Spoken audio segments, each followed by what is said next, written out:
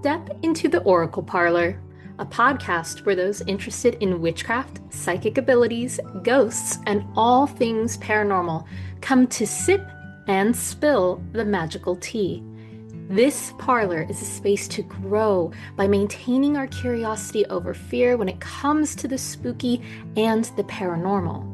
I'm your host, Jenny, otherwise known as Phantasma Witch. I'm a previous visual storytelling artist from animation, now full-time psychic witch, who is getting her MA in psychology to become a licensed therapist. Every other episode, I will share my paranormal experiences, different witchy experiences on a variety of topics, while other episodes, I will be talking with witchy guests of all backgrounds, from writers to artists to well-known social media witches, so we can learn about their practices and how they grew into their personal power. So get cozy and grab your tea. It's time to get mystical.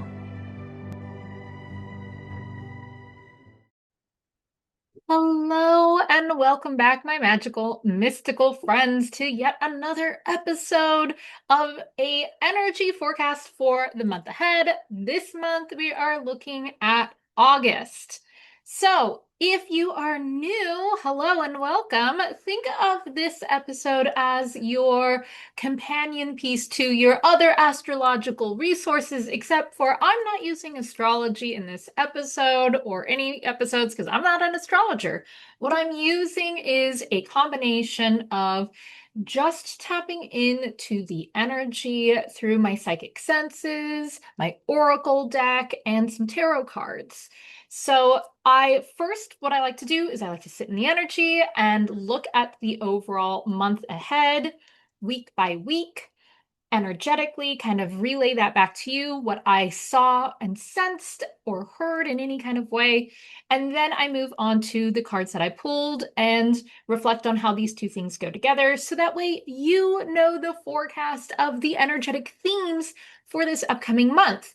And just like a weather forecast, you can use this to help yourself prepare for what may lie ahead for you. And remembering that just like the weather, it can always change, but at least you came prepared with an umbrella in case you needed it. So for the month of August, we had some really interesting things come through for the overall theme. So overall, the things that I was kind of sensing was I had seen in my mind's eye a letter opener, a knife, blade, some sort of sword.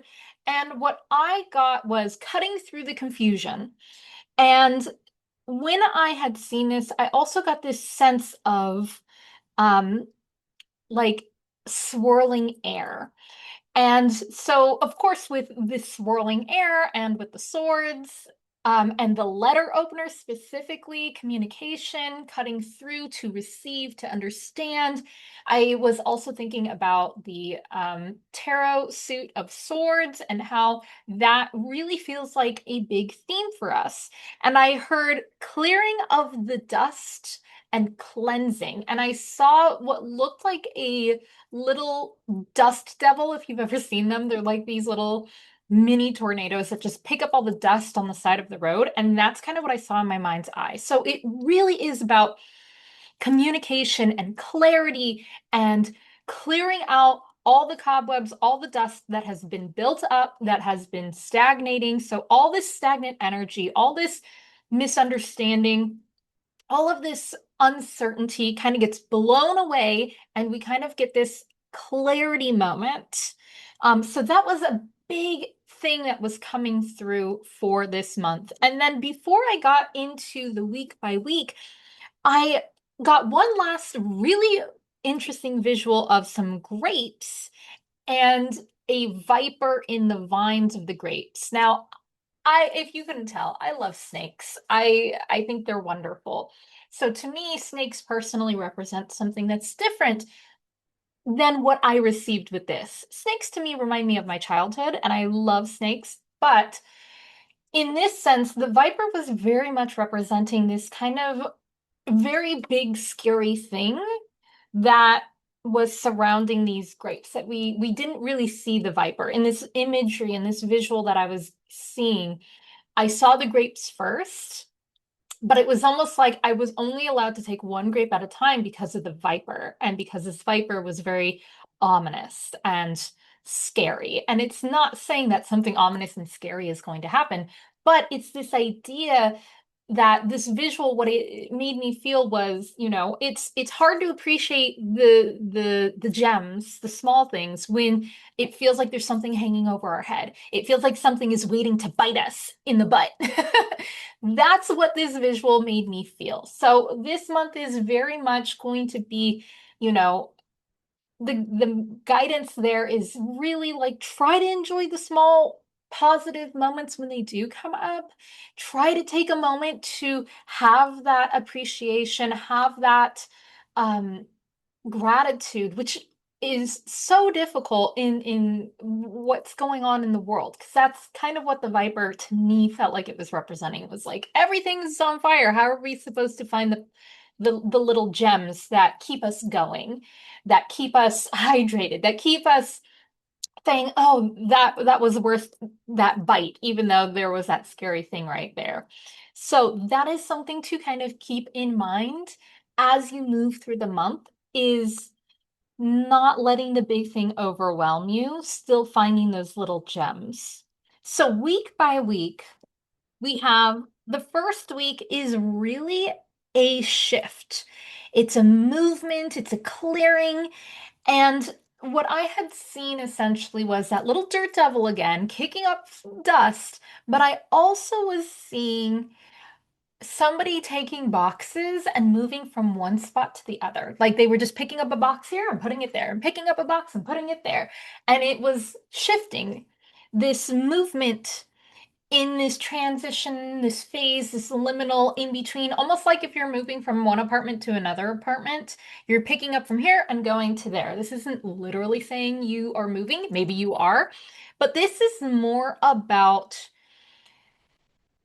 being able to kind of let go of the older things, again, the clearing out, the releasing of things that you don't need, and moving into a new direction. So the beginning of the month of August is really about maybe shifting focuses, changing the direction you were moving in. Maybe you were kind of going in this direction with your job or your day to day, and then something comes up and you're like, wait, this is a better opportunity, or this provides more for me in some way that I hadn't seen before. But the thing that came up around this as well is focus on your own stuff. Focus on your own boxes. Don't be out there trying to move other people's boxes for them. That's not your job to do the work of other people. So this is going to be one of those times where either you're focusing on moving your own things, or you may get caught up on trying to do it for somebody else. Focus on what you can do for yourself at this moment. That doesn't mean don't do community effort. That doesn't mean don't support other people. No. What we're saying is don't let somebody come in and, like, again, if we're using this moving metaphor, you know, sometimes we have a friend who has a truck who is willing to be like, hey, I don't mind taking my truck to your place and helping you move boxes. Cool. If you want to be that friend, fantastic. But there's a difference between that and somebody who is putting off moving their boxes, like a roommate who hasn't like moved their boxes when they were supposed to, and then you end up doing it because you're like, well, they're never going to get around to it, and I guess I'll just have to do it. Big difference. You can be the friend with the truck. You can be the one who helps the other person, but don't take on all of their work. Don't take on all of their responsibility. That's their responsibility. That's their job to sort through their stuff. You can't be sorting through other people's stuff for them. You can assist them. So in the beginning of this month, focus on sorting through your stuff and assisting those who may need help without making it your job, without making it your purpose. Doing it in a way that is considerate of what you need as well as what the other person needs. And sometimes the other people in this situation, they need to figure it out for themselves. They need to be able to sort it out by themselves. And if you step in and completely do it for them, then they're not going to actually learn how to take on that process, right? So that's the week one thing that came up. For week two, what I saw was a fig beetle on its back. I love fig beetles. If you don't know what a fig beetle is, if you don't have a bug phobia, look them up. They're gorgeous. They're in the scarab family, if I'm not mistaken, and they're these beautiful iridescent. They're about like an inch big. They're if not a little smaller, and they are iridescent blue green. They're super beautiful.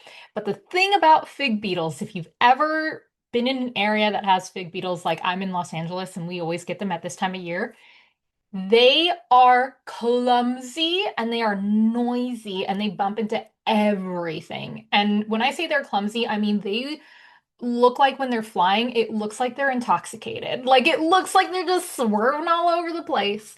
And the reason why fig beetles do this, a little TMI on fig beetles here, but it has to do with the theme. But fig beetles can't really control their flight pattern. And so you often see them in situations where people are really scared because they're very loud. They make a loud buzzing sound, but they can't control their flight pattern. And so people often get scared of them. They'll usually try to hurt them, kill them, swat them away. And oftentimes they end up on their backs and they can't get up. And this is what I was seeing was this fig beetle on its back. It was struggling and it was misunderstood because the fig beetle does not bite, it doesn't have a stinger, but because it sounds loud, people are often very scared of it. So this week two is all about that misunderstanding and stumbling through things in a clumsy manner. So that means that mistakes are going to be made, but that doesn't mean that they're intentionally harmful.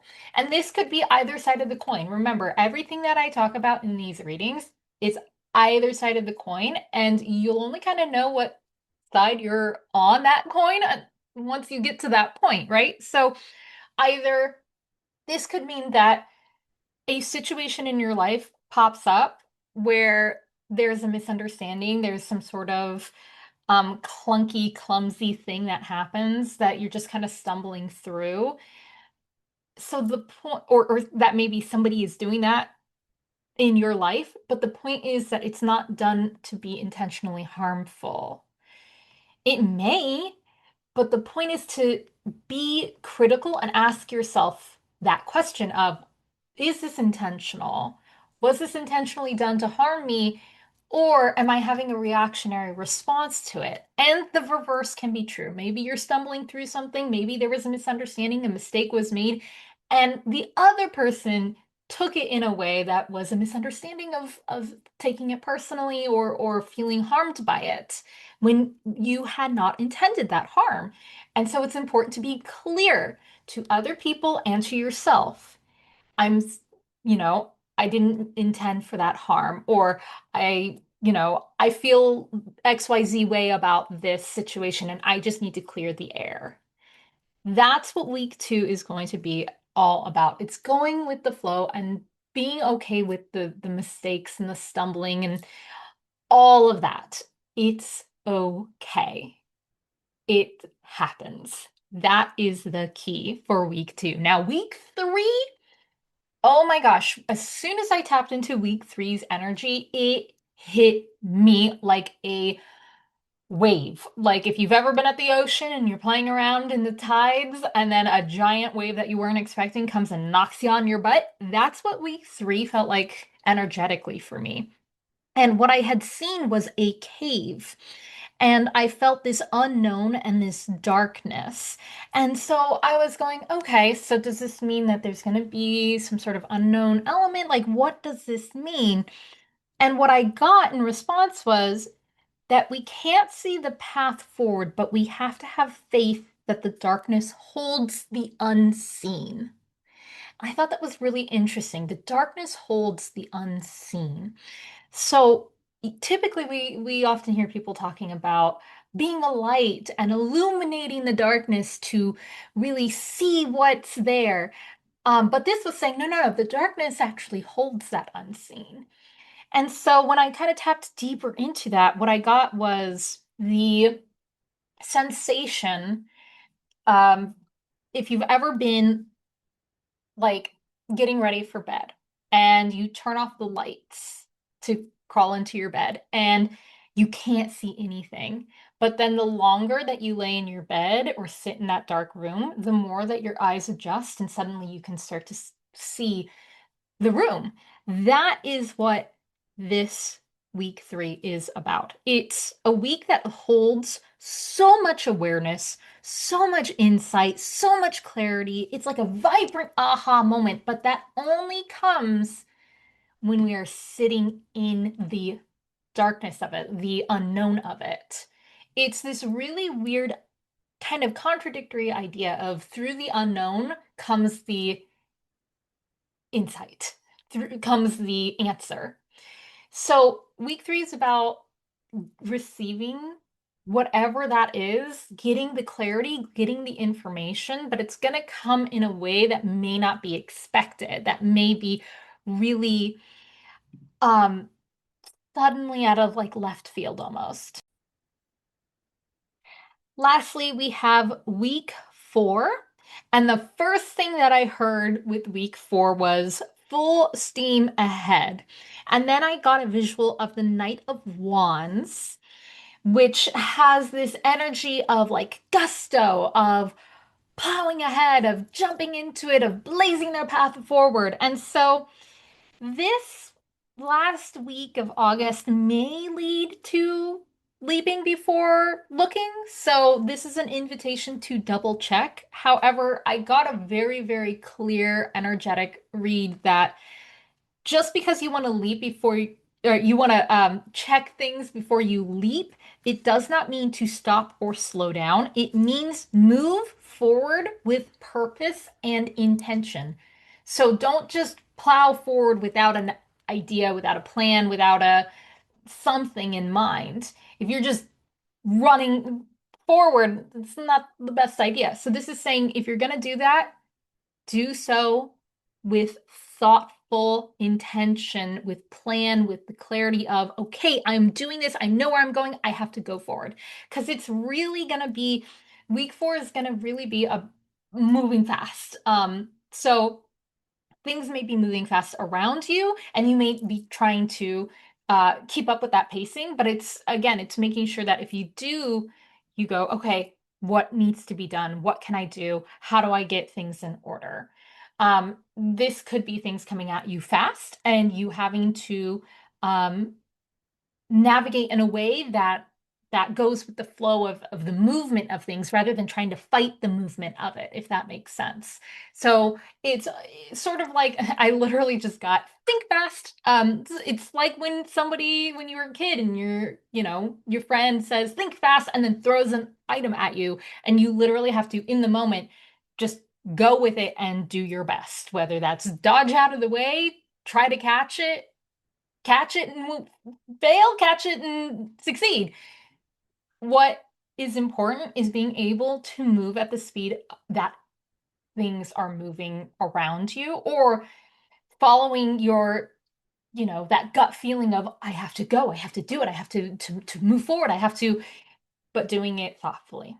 So that is the energetic forecast. Next up, we have the tarot cards. But before we get into that, I just want to say make sure to leave a review. It really helps the podcast. It really helps us find new people. Share it with people you think might benefit from this kind of energetic forecast.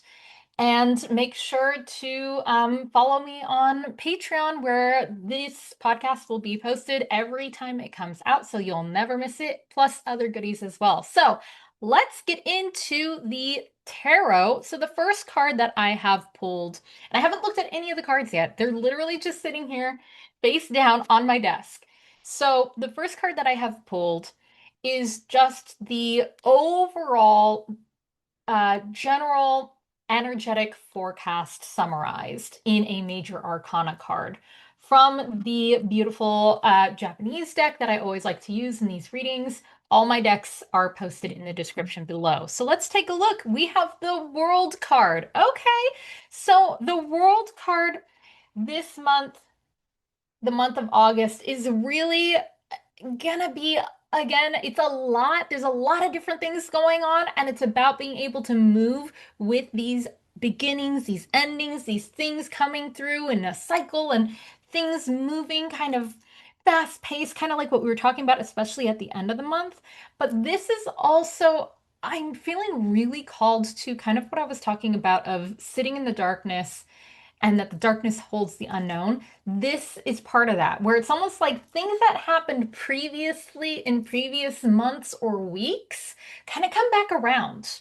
Things come back around in a way that kind of connect in a way that if we weren't aware of it, we wouldn't have even noticed it because the connection is there, but we have to pay attention to it. So with this, the additional thing that's coming through for the overall general month is kind of be aware of how these things connect to past events or feelings or circumstances or situation that may be reappearing in some sort of cyclical symbolic way for you.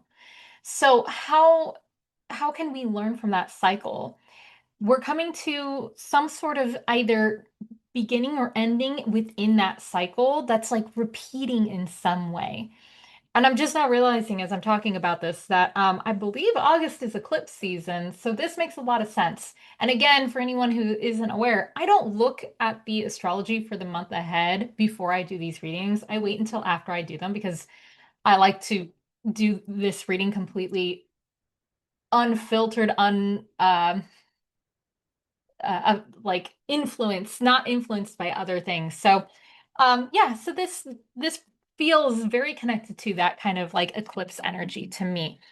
The next up, I have pulled three cards for just the kind of like um general guidance as we move through this month. This is using the Modern Witch Tarot deck. So, first card we have is the Knight of Pentacles.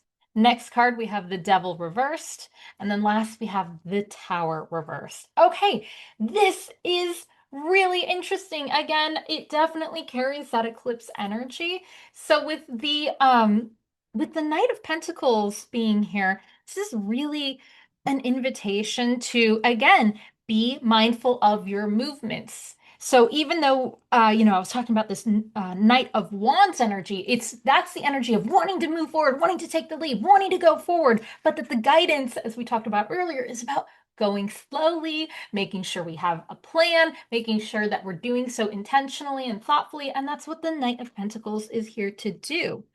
The Devil reversed and the Tower reversed are really, it's funny because the tower reverse is bringing to mind kind of what we talked about with the fig beetle. It's the kind of messiness of the aftermath, but it's not like intentional. So, for example, if we look at the tower upright, the lightning bolt striking this is what's causing the tower to fall apart and for things to just be a mess, right?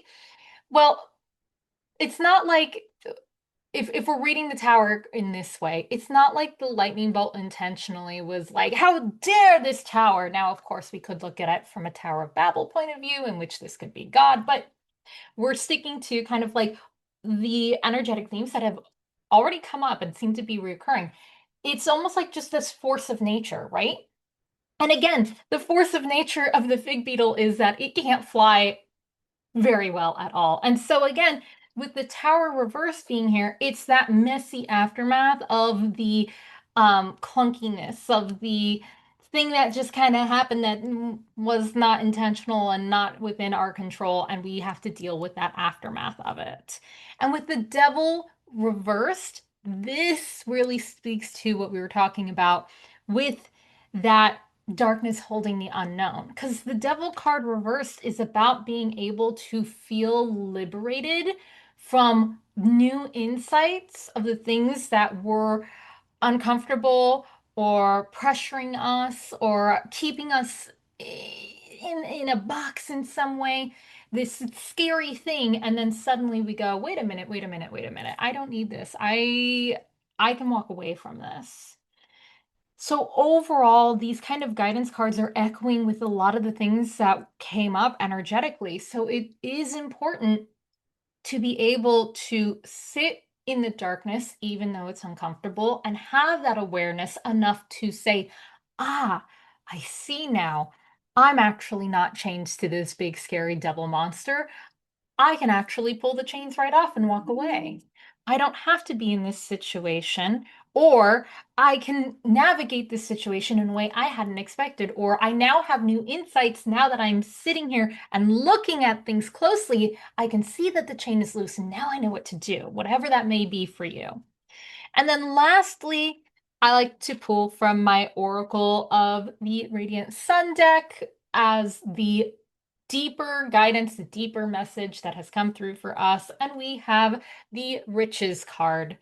And so this card is all about, because it's this very Saturn card, it's all about being able to get intentionally with get intentional with the structure of things, with the rootedness of things, with being able to especially with the Riches card, it's so much about the logistics of things, but the intuitive as well. So I always like to say when it comes to teaching intuition classes, we have, the two different sides of the brain. So we have the logical brain and then we have the intuitive brain. We have the creative brain and then so it's about bringing those two worlds together. It's about being able to kind of get this clarity through this balance. And the other thing that I'm really being drawn towards is the big open sky. So this is something that I like to teach when it comes to reading cards is when we're drawn to something in the card, that means that something's really trying to send us that message. So for me right now, I'm really being drawn to the clouds up ahead in the sky. And so the thing that I am kind of resonating with that is it reminds me of what I had seen energetically of this kind of like dirt devil, of the clearing out. So this is really like a clearing out and getting grounded and balanced. So this is the deep message that really needs to be heard for the month of August. It's the clearing out to get grounded and balanced. So asking yourself how you can move through this month doing those things, keeping that in mind no matter what comes up for you. So with all that being said, I hope that the reading resonated with you. Definitely make sure to re-listen if you haven't already. Check out last month's episode, see how that may have played out for you, and then take notes on this episode, see how it plays out or changes for you as you progress through the month. I hope that you all enjoyed this episode as much as I enjoy tapping into the energies for you all. Remember, please, if you can, rate, share the podcast episode, follow me on Patreon. It is so helpful. And I look forward to seeing you all in the next episode. Thank you so much for joining me in the parlor for this episode. If you want more psychic magical tips, make sure to follow me on Instagram and TikTok at Phantasma Witch. FANTASMAWITCH. Also, be sure to check out my Patreon, where I have a Discord community. I do Q&As, live classes, workshops, and more. To book a reading or consultation directly with me, you can go to my website, www.phantasmawitch.com. All of these links can be found in the episode description. And please, if you enjoyed the show, make sure you go leave a rating, leave a review, share it with others. It really helps the show to reach new listeners if you take a moment to do that, and it is sincerely appreciated. Shout out to the artist Cat Lines, who helped me to redesign the podcast logo to the beautiful magical teacup you see today. See you, mystical friends, in the parlor next time.